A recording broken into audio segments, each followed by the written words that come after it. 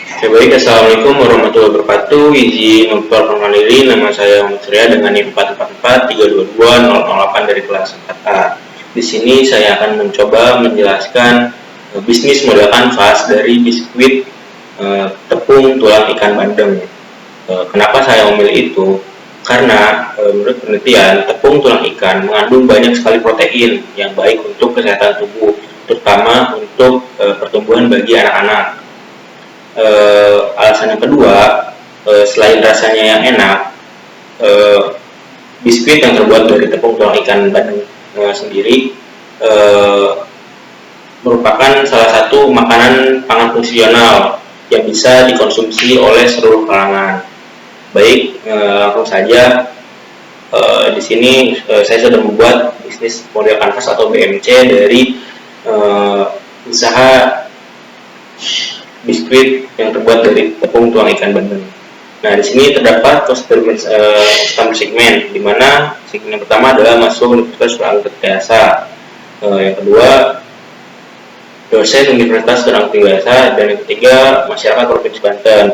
Untuk poin yang pertama dan yang kedua, berhubung saya adalah salah satu mahasiswa di Universitas Surang Tirtayasa, sehingga target sasaran yang pertama saya adalah para sivitas akademika yang ada di Universitas Surang Tirtayasa.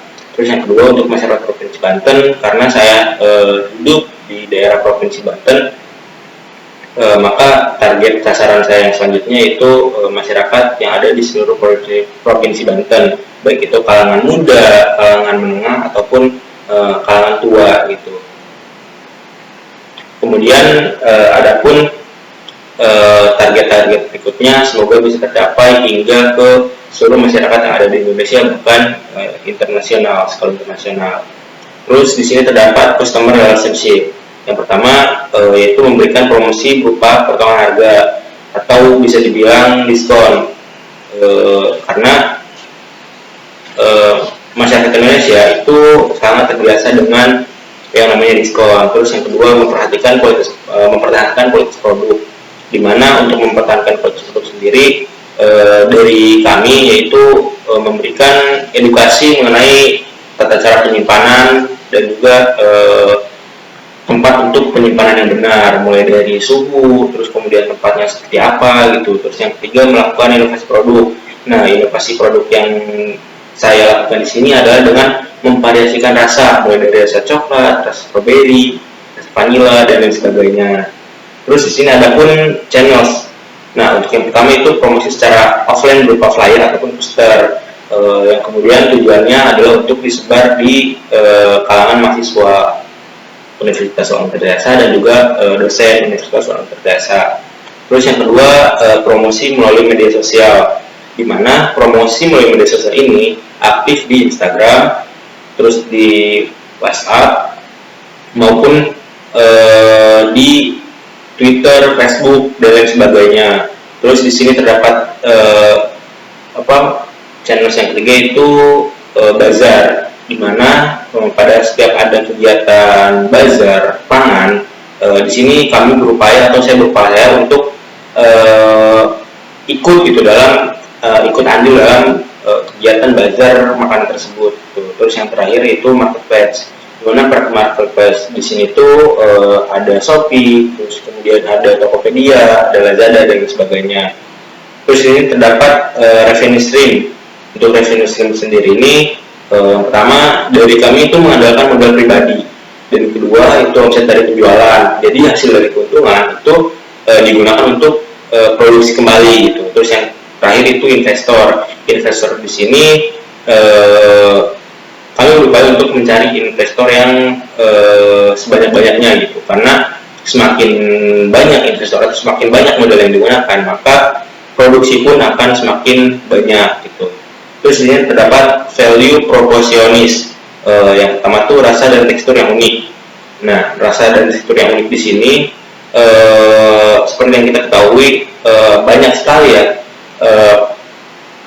tulang-tulang ikan yang memang ketika sudah beres makan itu tidak kembali lagi digunakan atau untuk industri gitu kan. Untuk tulang ikannya itu rata-rata lebih ke dibuang atau hanya menjadi limbah. Nah, di sini kami memanfaatkan tulang ikan untuk menjadi tepung sehingga diolah menjadi bahan baku utama pembuatan biskuit ini.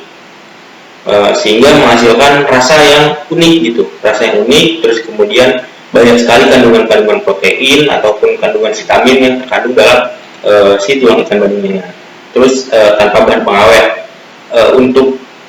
Untuk biskuit yang kami hasilkan ini murni pure bahan-bahan alami, bahkan banyak mengandung vitamin dan juga protein, sehingga tentu saja akan berdampak sehat dan juga bergizi tinggi itu.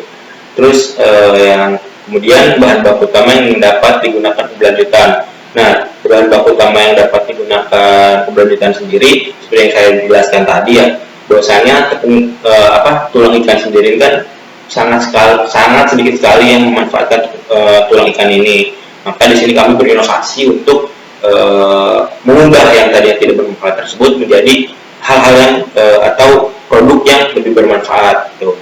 Terus di sini terdapat kayak aktivitas di mana yang pertama itu pemasaran dan penjualan. Nah, di sini kami sangat memikirkan mengenai pemasaran dan penjualan, mulai dari target marketing kami itu dari mana, terus kemudian penjualan itu harus sampai segimana gitu. Terus yang kedua adalah penelitian dan pengembangan. Nah, penelitian dan pengembangan sendiri di sini tuh kita meneliti nih, maksudnya ketika emang produk itu sudah jadi, apakah vitamin ataupun protein yang terkandung tuh benar-benar tidak hancur atau terdenaturasi dan sebagainya. Terus untuk pengembangan sendiri kami lebih berupaya untuk mengembangkan produk kami ini supaya bisa mencapai skala internasional. Terus yang ketiga yaitu produksi biskuit tulang ikan bandeng. Nah, untuk kayak yang ketiga ini merupakan produk jadi yang sudah kami buat, yaitu produksi biskuit tulang ikan bandeng. Terus untuk kayak resource-nya itu yang pertama pasokan tulang ikan bandeng. Terus yang kedua ini ada peralatan produksi, dan yang ketiga resep biskuit tulang ikan bandeng. Adapun untuk kayak partner dari kami sendiri ini, yang pertama kami memasukkan produk kami ke kantin yang ada di kampus. Terus yang kedua di sini juga kami open reseller. Jadi bagi siapapun yang emang berminat untuk bergabung dengan bisnis kami, insya Allah gitu kami siap gitu untuk menjadikan kami di sini sebagai reseller. Terus yang ketiga warung di sini tuh insya Allah warung yang ada di sekitaran kampus Untirta ataupun yang berada di Provinsi Banten. Terus untuk yang keempat yaitu pembudidaya ikan bandeng. Nah, untuk pembudidaya ikan bandeng ini adalah tempat bahan baku atau tepung dari ikan bandeng sendiri itu didapatkan, ikan bandeng didapatkan. Terus untuk cost structure yang pertama itu adalah biaya bahan baku. Seperti yang kita tahu, biaya bahan baku sendiri ini dimulai dari tepung tulang ikan, terus kemudian perisa ataupun semacamnya gitu, dan lain-lain. Terus di sini ada biaya sewa alat. Untuk biaya sewa alat yaitu sewa alat yang digunakan untuk produksi ini gitu. Kemudian seperti biaya mesin, biaya untuk proses pembuatan dan lain sebagainya. Terus ini ada biaya penjualan yang dimaksud ini untuk di channel kan tadi udah dijelaskan ya, ada promosi secara offline berupa flyer atau poster yang ditempel di mading atau dimanapun. Jadi seperti itu.